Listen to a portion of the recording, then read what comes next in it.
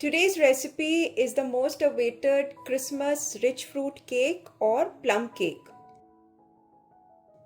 Now the word plum doesn't mean only the fruit plum. Here in this case, plum means all these dry fruits, the juicy ones which are dehydrated. So by plum cake we mean a dry cake which will be having all these dry fruits including the nuts and few other things, and which is made using the traditional recipe.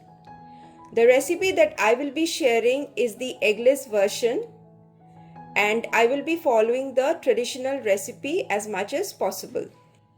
The first step is the soaking, which should ideally be done at least 1 month ahead. The longer you keep, the more mature the flavor will be. Here I have golden raisin, black raisin, tutti fruity of various colors. This is dates, glazed cherry or dry cherry, and this is Morabba. It is a candied vegetable. So these are your basic ones. In premium, I have taken dried blueberries, black currant, cranberries, and these are prunes. You will also get dried plums, and you can also use dried apricots. These are the 3 nuts generally used: walnut, Kaju, and almond. This is fresh orange peel which you can chop this way. This is candied ginger. You can also use fresh ginger. You can grate it or finely chop it. These are candied peels. These are store bought. You also get peels like this which you can chop at home. Now I will not soak the nuts because that will make them soggy. They will be added later. Rest all you can soak, but I don't soak the dates. They become too mushy, so I add them later. Now you can make your own mix. For soaking you can use rum. If you are soaking only with rum, then you can keep this outside even for a month, but the level of rum should be above the fruits. So if you find the level has gone down, again you have to add and maintain the level above the fruit. This way you can keep outside for a very long time because rum itself is a preservative. If you want non-alcoholic, you can soak with orange juice or grape juice or cranberry juice. Now there is a difference. If you are soaking with rum, we keep it for longer time so that the flavor matures. But if you are soaking with fruit juice, you cannot keep for too long. Otherwise, it will get fermented, which we don't want. So if you are soaking with fruit juice, you can use it same day, or you can keep it for 2 days in the fridge. You can also soak with a combination of rum and fruit juice. This is what I do. I take 60% rum and 40% juice. Now if you are soaking in this combination, you can even keep this for over a month, but from day 1 you must keep it in the fridge, and from time to time you can add little bit of rum. So here the measurement of the soaking juice is not so important. All you have to see is that the level should be above the fruits, and while adding just maintain the ratio if you are using a mix of rum and juice. Along with this I add few other things. So firstly I'll be adding these fresh peels. Now these will not be added in the recipe. These are just to add flavor. These candied ginger, adding the candied ginger. Adding this peel. Along with this I will be adding some spices. Why I'm adding these at this stage is because these spices will get mixed with the juice, and when the dry fruits absorb the juice, the flavor will go inside the dry fruits and they will stay. Cinnamon powder, clove powder, adding a dash of nutmeg. So this is my mix. for soaking. Now I will cover this with a cling wrap and keep it in the fridge. Next, I'll be making the caramel syrup. If you're following the traditional recipe, then this is a very important element. Here I've taken 70 grams of powdered sugar. So this is normal granulated sugar, but you must powder it. And here I've taken approx 100 grams of water. This I will heat and keep. So this should be really hot. So when I mix it with the sugar doesn't set immediately. I've heated the water. Now I will turn on the heat.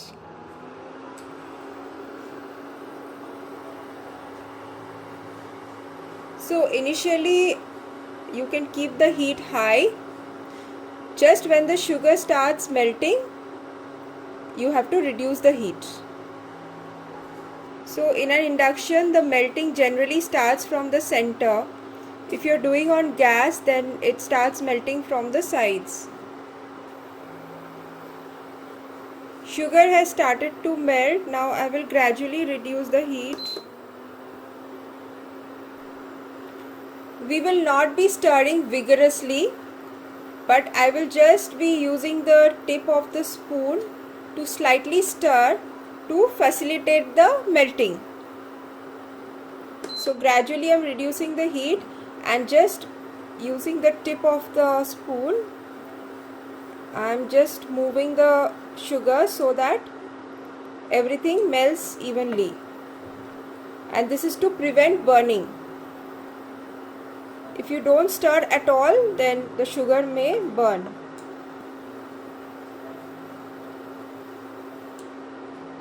So stir very gently.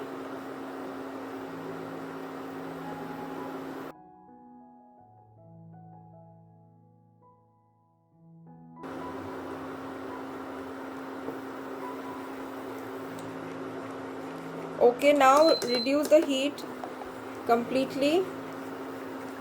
And now you can stir vigorously to prevent burning. Here you need to understand that once the sugar melts completely, you can add the water at any stage.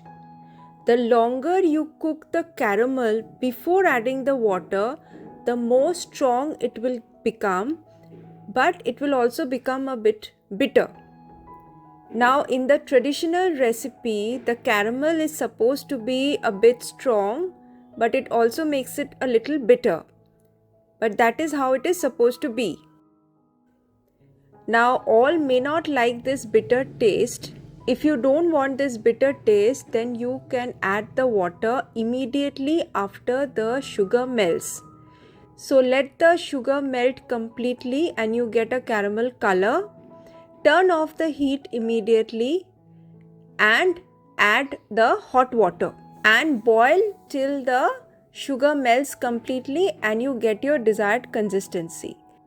Now I am making the caramel a bit more strong because I am following the traditional recipe. Take the water in a spoon with a long handle, because as you can see it has started to splash. So very carefully do this step.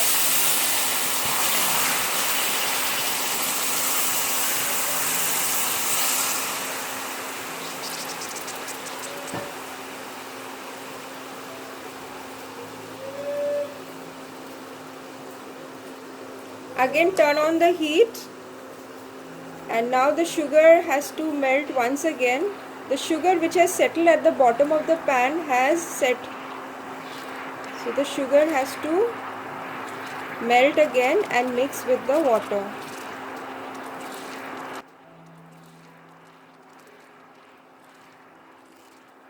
Now what you have to see here is that the syrup should be 90 grams in the end. So what you do is, after making the caramel syrup, let it cool a bit and then you measure it. If it is more than 90 grams, you can boil it little bit and make it 90 grams. If it is less, then you can add some hot water and make the weight to 90. And then you can use it in the recipe.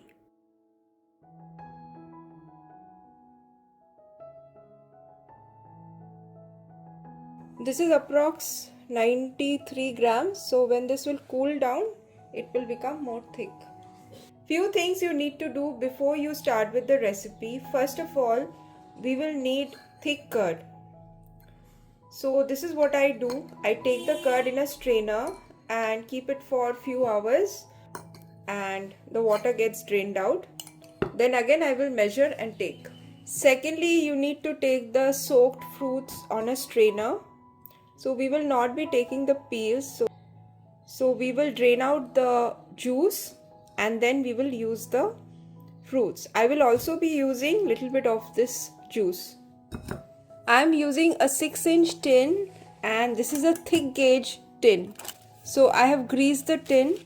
I have placed a parchment paper at the bottom and also on the sides.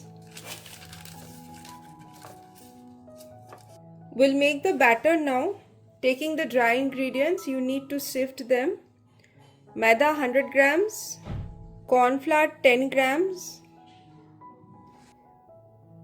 milk powder 10 grams, brown sugar 25 grams. Now my brown sugar was granulated, so I had to powder this. The color has changed. Baking powder half teaspoon, baking soda half teaspoon, cinnamon powder half teaspoon, clove 1/4 teaspoon and little bit of nutmeg. These spices are the essence of the traditional recipe, but if you don't like it so spicy, you can reduce them. Ginger you may use in powder form, or you can use fresh ginger or candied ginger or a combination. So if you are using powdered ginger, you add at this point. Give a mix and keep it aside. Curd 55 grams. This is the strained juice. So I am taking 2 tablespoons. We'll be adding molasses. Molasses 1 tablespoon. This is optional. First I will mix the curd with these ingredients to avoid lump formation. Then I will add the next ingredients.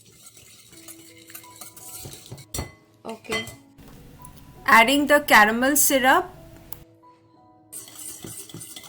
Vanilla essence little less than 1 teaspoon, approx 3/4 teaspoon.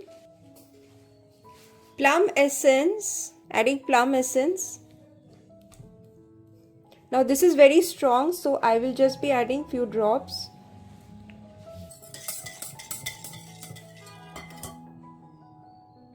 Butter 60 grams. Now I will melt this and add to this. Adding melted butter. Butter should not be hot.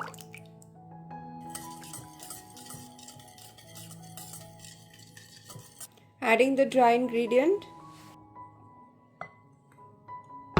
We'll add in 2 batches.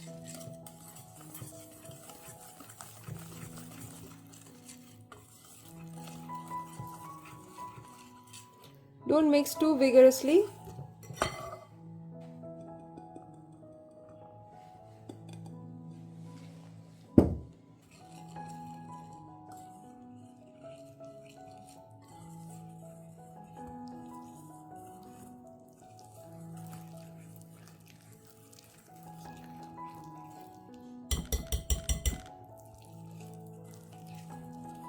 Stirring should be done very gently.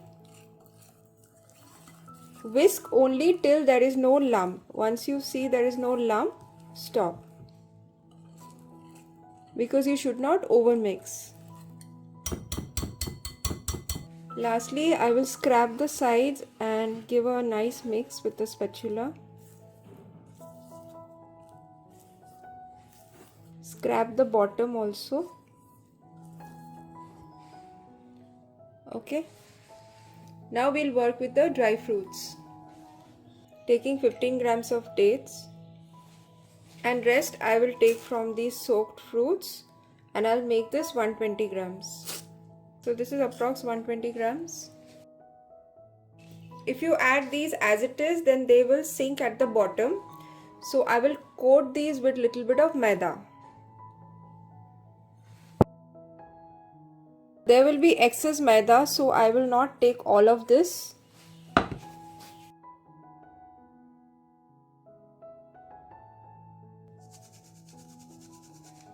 Okay.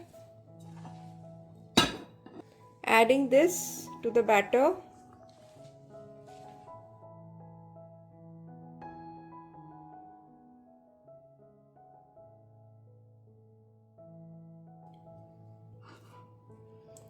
So now I'll just give 2 or 3 mixes, not more.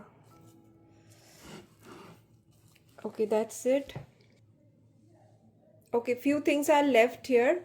I should have added those and then given this mix, but okay. So I would like to add some more fresh orange peel and some candied peel. This is store bought.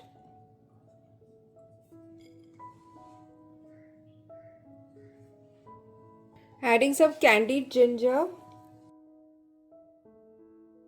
In the nuts, I'll be adding the walnut and cashew in the batter. Almonds I only use for garnishing on top.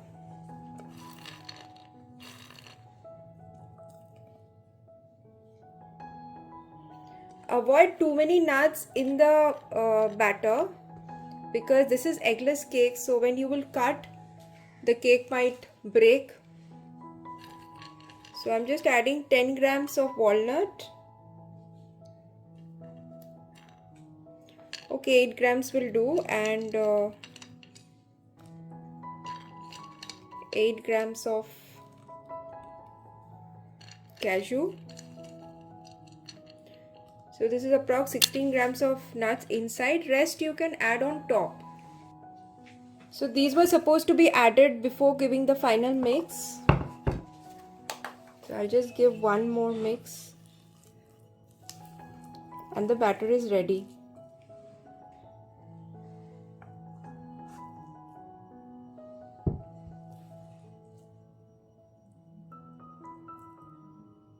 So batter weight is coming to 527 grams.